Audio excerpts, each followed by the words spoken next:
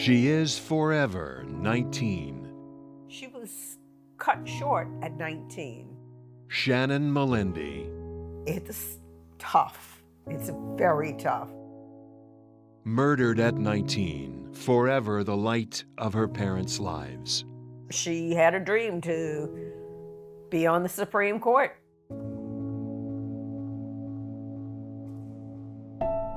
Yvonne and Luis Melendi, embracing tender memories of Shannon and her promise, speak of the trial and conviction in 2005 of the man who kidnapped, raped, and murdered her.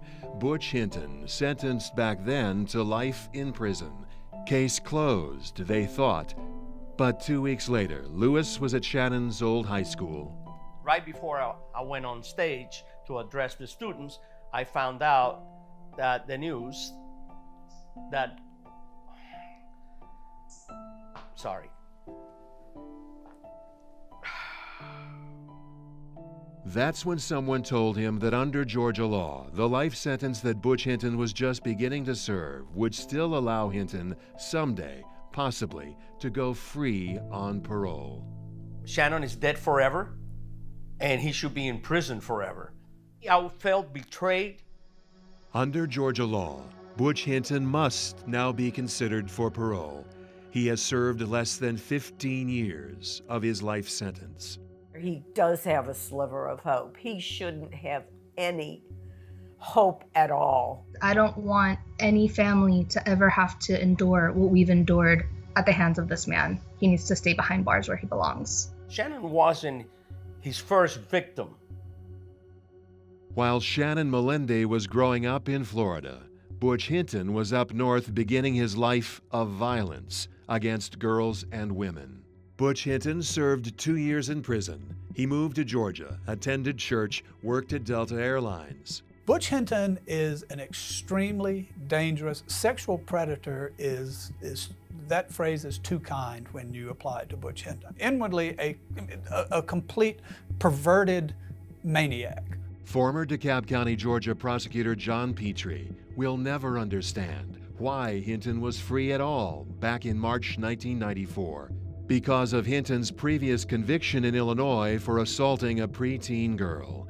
But Hinton was free to meet by chance 19-year-old Emory University sophomore Shannon Melendi. Hinton lured her away, kidnapped her, took her to his home, tied her up. What he did to Shannon, he raped her, left her tied up, went to a movie, came back, raped her again, strangled her, and killed her. Hinton later confessed to it all, claiming that he burned Shannon's body in his backyard.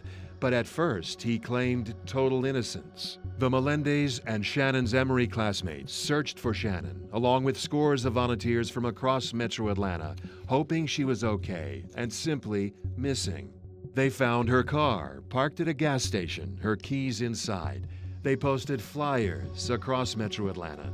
I'm putting them on all the gas stations and all the grocery stores, any place that I can think of that somebody might go that saw something or heard something. I'm expecting the worst, but hoping for the best. I'm hoping that, she will return, but I've kind of started dealing with what if she doesn't. Then an anonymous phone call to Emory from a man claiming he had kidnapped Shannon.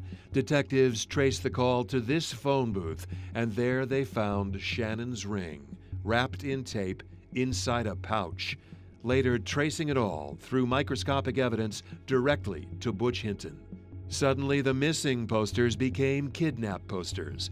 Investigators dug up Hinton's yard. He set fire to his house as if trying to destroy possible evidence. It was John Petrie who in 2005 helped lead the team that developed the case against Hinton for murder and convinced the jury to convict Hinton. Butch Hinton was the first person ever convicted of murder in Georgia in a case without the victim's body and without a crime scene. We, the jury, find the defendant Colvin C. Hinton III guilty. As to count 2, felony murder, how does the jury find? We, the jury, find the defendant Colvin C. Hinton III guilty. Petrie says he tried, but was not able under the laws then to seek a sentence of life without parole. If it was available, yes, sir, absolutely, we would have sought life without parole. He is a monster. He was and is a predator, and he's still young enough that he could very well hurt people when he gets out. For John Petrie, the case is personal to this day. His own daughter, She was carjacked at gunpoint. his daughter a victim of violent crime. She was about Shannon's age. It was about the time Shannon disappeared. And every time I talked to Luis or Yvonne, I went through the file, I realized, this I'm lucky that my girl came home.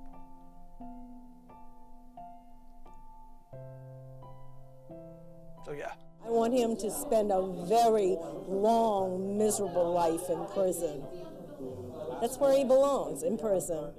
Ever since, the Melendis, including Shannon's younger sister, Monique, have led letter-writing campaigns and petition drives to convince Georgia's Board of Pardons and Paroles to keep Hinton in prison. I refuse to believe that her death was in vain. I feel that he has done this before. I think this is just the first time he's been caught for murder.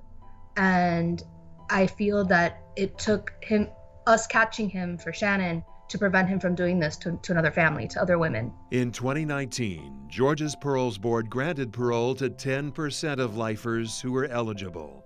188 inmates released. Members of Georgia's Board of Pardons and Paroles are now each reviewing Hinton's case file. Then they will vote. Their decision could be days or weeks away. If Hinton is denied parole this time around, the Melendis know they'll have to keep up the pressure for the next time he's eligible. And we'll be in our 80s by then. And they do not want their parole fight to be Monique's to fight for the rest of her life. My father has definitely passed the baton to me, and that's fine. I'm going to fight until the day he dies. They pray, and their hearts speak to Shannon. Help us get through this. We miss you, we love you, and help us get through it. I believe in God. I believe that Shannon is in a good place right now. But what was left behind by Hinton's murder is a mess. Their life sentence without parole, forever fighting for Shannon.